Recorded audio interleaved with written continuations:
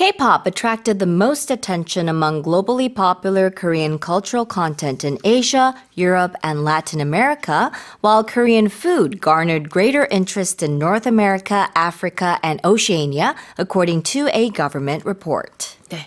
한류 트렌드 분석 결과 아시아와 유럽, 중남미에서는 K-팝이, 북미와 아프리카, 오세아니아에서는 K-푸드가 한류 콘텐츠 중 가장 큰 관심을 받고 있다는 정부 보고서가 나왔습니다. K-culture.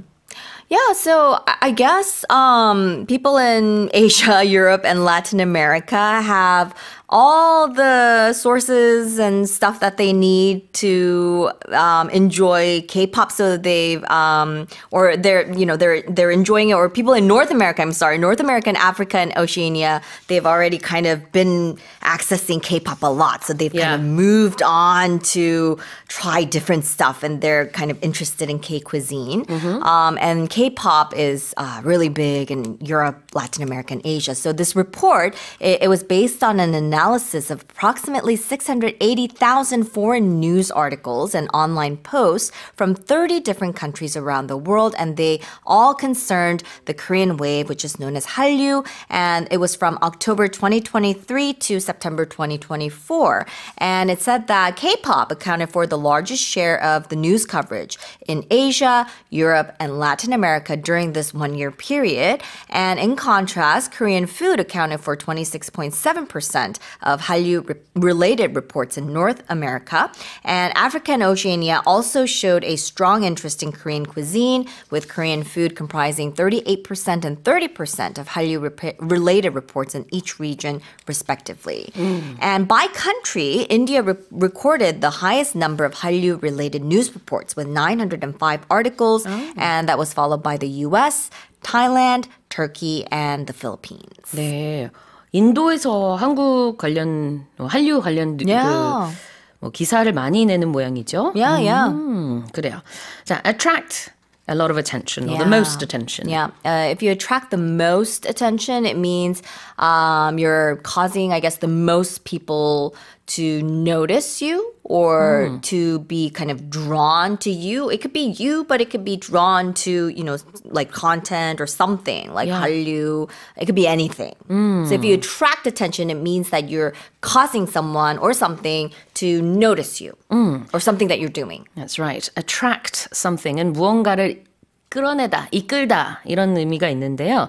Attention은 관심입니다. 그러니까 관심을 끄는 거죠. Attract attention. 동사 attract는 그렇고 우리가 누군가 굉장히 매력적이다. 그러면 Karen is so attractive. 이렇게 형용사로도 쓸 수가 있습니다. Right. 사람뿐만 아니라 어떤 제안, 이 제안이 굉장히 매력적인데요. That's an attractive proposal. 이렇게 얘기할 수도 있겠죠. 자, 그 다음에 garner. Garner is actually very similar to attract as well, because it means to gather or collect something. Especially it could be talking about information or approval. 자, 이거 동사예요. G-A-R-N-E-R, garner라고 하는데 역시 뒤에 붙어있는 interest를 같이 보시면 됩니다. 그래서 attract랑 비슷합니다. 뭔가를 모으다, 얻다 이런 뜻인데 garner interest or garner attention 그러면은 그런 관심을 모으다. 네, 아까 attract attention이랑 굉장히 비슷한 표현이네요. Alright, let me read it one more time. K-pop attracted the most attention among globally popular Korean cultural content in Asia, Europe, and Latin America, while Korean food garnered greater interest in North America, Africa, and Oceania, according to a government report. Now let's move on to the next headline. Researchers have discovered evidence of a buried shoreline deep beneath the surface of Mars, suggesting that the red planet may have once had an ocean with sandy beaches. 과학 연구진이 화성 지표면 아래 깊은 곳에서 해안선의 증거를 발견했습니다. 이는 과거 화성에 바다와 모래사장이 있었을 가능성을 시사합니다.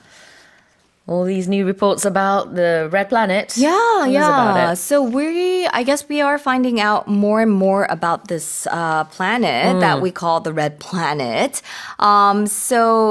Previous discoveries suggest that it may have had flowing rivers, but there has been a lot of debate over whether it also had oceans. So, I think they're pretty relatively positive that there were, rivers on Mars, but a lot of scientists question, rivers, but oceans, we're not sure. Yeah. But now they seem to have evidence that there may have been oceans or these big body of water.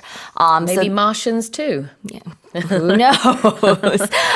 So they say that China's Zhurong rover provided this ground imaging data, which shows the northern lowlands of Mars are very similar to those that are obtained on Earth. That show the shorelines on Earth, and they used ground-penetrating radar that say that there's this tilted feature and a change in the sediment size that indicates a beach grew out into the ocean.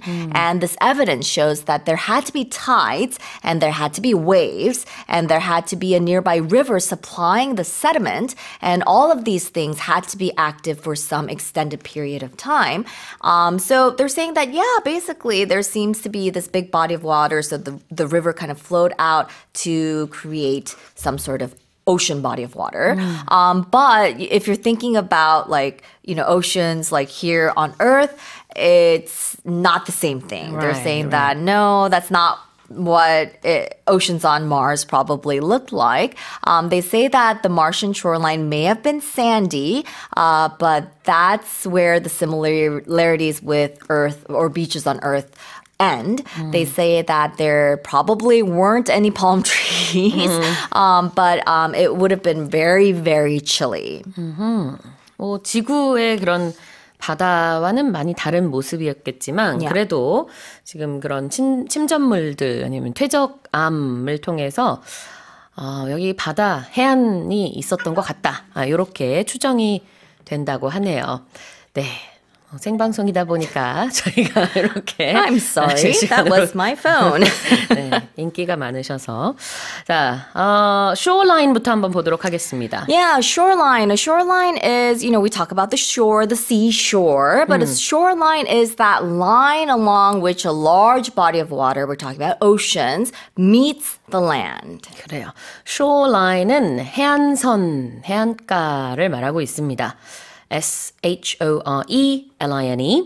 And to suggest something? Yeah, suggesting. So it's to cause someone or some person to think that something exists or is the case. In this case, we're suggesting that there was an ocean on Mars. So we're causing someone to think that an ocean existed on Mars.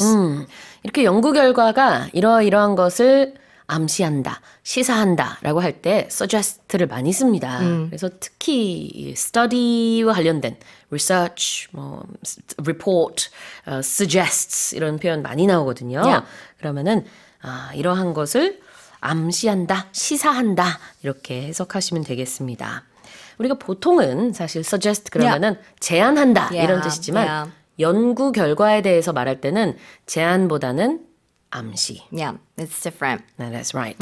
다시 한번 제가 읽어보겠습니다. Researchers have discovered evidence of a buried shoreline deep beneath the surface of Mars, suggesting that the red planet may have once had an ocean with sandy beaches.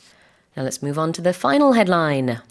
Several significant space missions are scheduled to launch this week, including the third lunar lander in the month, which will explore the moon's subsurface, test new technologies, and pave the way for future missions. 중요한 우주 임무 다수가 이번 주에 실행될 예정인 가운데 이 중에는 달 지표면 아래를 탐사하고 새로운 기술을 시험하며 이후 이어질 임무들의 토대를 닦게 될 세 번째 달 착륙선 발사도 포함되어 있습니다. Yeah. Exciting week.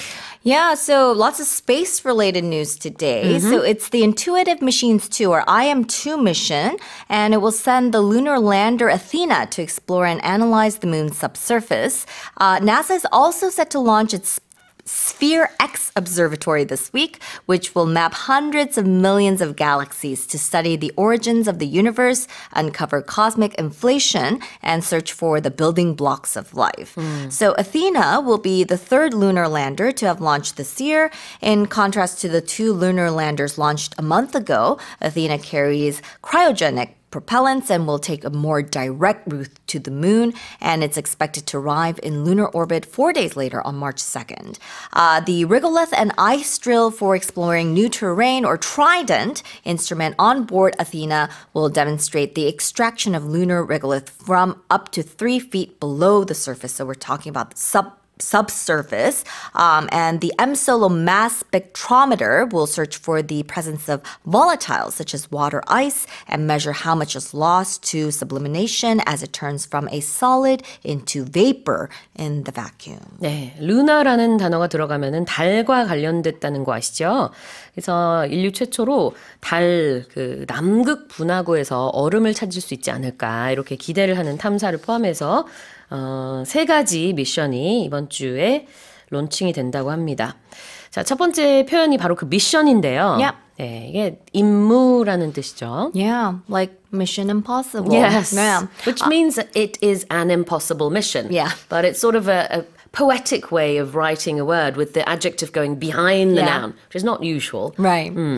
So mission, it's an important assignment that's carried out for, it has to be, there's some purpose, like a political, religious, or commercial purpose. And it typically involves some sort of travel. You have to go somewhere to carry out this mission. 네, 임무라는 의미가 있기 때문에 그래서 space mission이라고 하면은 우주 임무, 그러니까 우주 비행을 말합니다. 자, 그다음에 subsurface. Subsurface. So usually when you add the prefix sub, it means below. So subsurface means below surface or relating to or being something located beneath a surface and especially underground. So the subway is Yeah. underground. Yeah. And submarines, they also move under the surface of water. the water. Yeah. Yep. So sub가 들어가면은 아래라는 의미죠. subsurface라는 것은 지표 또는 수면에 가까운 부분을 얘기합니다. 그 표면 아래가 되겠어요. 자, 다시 한번 제가 읽어보겠습니다. Several significant space missions are scheduled to launch this week, including the third lunar lander in a month, which will explore the moon's subsurface, test new technologies, and pave the way for future missions. Well, that's it for the headlines with Karen.